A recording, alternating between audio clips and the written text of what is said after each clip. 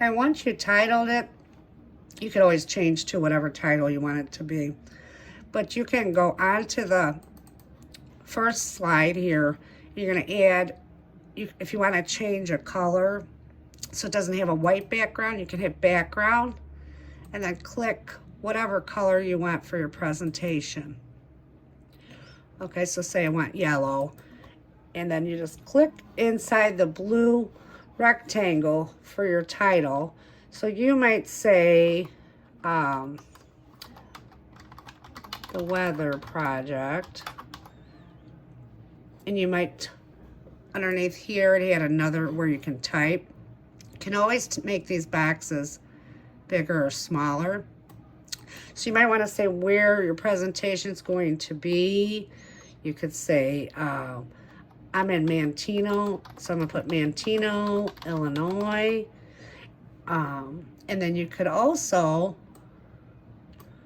put whatever your weather station name is, your fake weather station, whatever you decided for your group, or if you're doing it by yourself, then you can make the name of your weather station. So I'm going to say for our school, the weather project, and I will put Mosta station. Okay? Now, if you want to add a picture, you can insert, go on the top, and then it'll say image. You can either upload from your computer, but most of you will have to search the web for a picture. And then you type, it has Google right here. You just type in there like you normally would for your search. So I'm going to say Manteno, Illinois. And it's going to come up with different pictures. I'm going to insert this picture. Now the picture is bigger, as big as my slide. So I'm going to click where it's blue and kind of drag it until it's smaller, or whatever size you want, and then put it wherever you want. If you want to move it, you can. You want to delete it, you would just hit delete, click on it and hit delete. Okay, now this is important where this blue rectangle is. I want to make sure that that picture's in there, so I dragged the blue rectangle down. Okay, and if you want to add slides, you should have about 5 or 6 slides for your presentation. So I would just go to the left hand side, there's a plus sign, just hit as many slides as you want.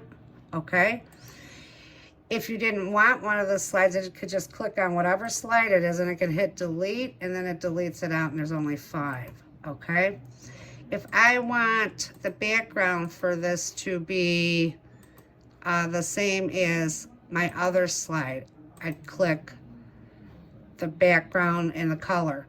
Now, what would be easier if I'm going to have all the slides the same color, I could just click on slide 2 and hit Control C and Control V, and it'll just make copies of however many slides I want.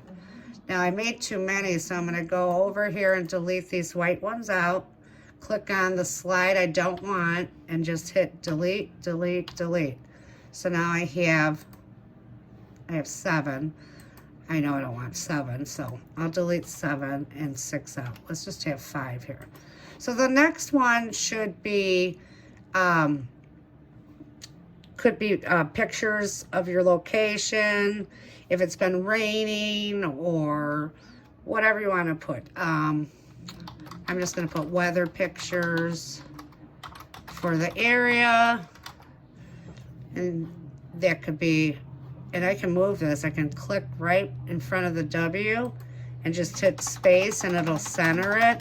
There's a couple different ways you can do this. If you wanted the font to be different, like bigger or smaller, there's a plus. You can highlight it and then click plus, or if you just said, oh no, that's too big, you can hit minus. I can also, if I want to make it bold, I would highlight whatever I wanted bold and hit B for bold. If I didn't want it bold, I could just hit the B again and it goes back, but I do like it bold. And if you wanted it italics, which is like slanted, you can hit the I. Now see how it's has the blue background? That's saying that that feature is on right now. So if I type down here, it'll be in italics. So I don't want it in italics, so I just wanted to show you. If I wanted this underlined, I could hit underline. The U with the underline, now it's just anything that's highlighted was underlined. If I didn't want the underline, I would just re-click it. If you wanted to make this rectangle bigger, it'll move this to the top, which I do want that. Okay, and what I usually do is take my slides and use as much space as I can and click so that it goes all the way across and at the bottom so that you can use the whole slide, okay? So I want to insert some pictures. Let's insert images from the web, Mantino, Illinois, and I might put weather. Let's just see what it gives me this picture. So I might add it just to add it, okay? And of course, the picture that I added is bigger, so what do I have to do? Click on the side and drag it down, okay? So this will be my weather picture for the area that I live in. So I'm gonna put, just so I have it, Mantino, Illinois. All right, your third could be, your third slide, just click on it. We've gone over this in class, but this is just a refresher. This should be your chart or table that everyone is responsible for. So you're gonna put weather for the week of whatever week you're doing, okay? So weather for the week, and let me make this bigger. I want this bold. Oh, that looks nice, huh? Let's see if we can move that back to the middle. Okay, weather for the week. I'm gonna do what I said before. I'm gonna click this up and down. Now this could be used for any presentation, but we just happen to be doing our broadcast of our fake weather station. So you will be a meteorologist. Okay, so if you want to insert a chart or table that we need, I'd hit insert, and then you want to put table, and we wanted 4 across times 8. Okay, now that's what our table is that we needed for the week, and I'll show you. I clicked on it and moved it down more so you have more space. So I'm gonna put the date is 1, and I'm gonna put the high of the day, the low of the day, and then the difference in temperature. And I'll just put temp, okay? I guess I could make it smaller so we can fill it all in. Let's see, maybe up to 11. Temperature. Oh, it just made it bigger. That's okay. Well, I'll make it all the same. We want this. I want that to also be the same size. I made it too small. There we go.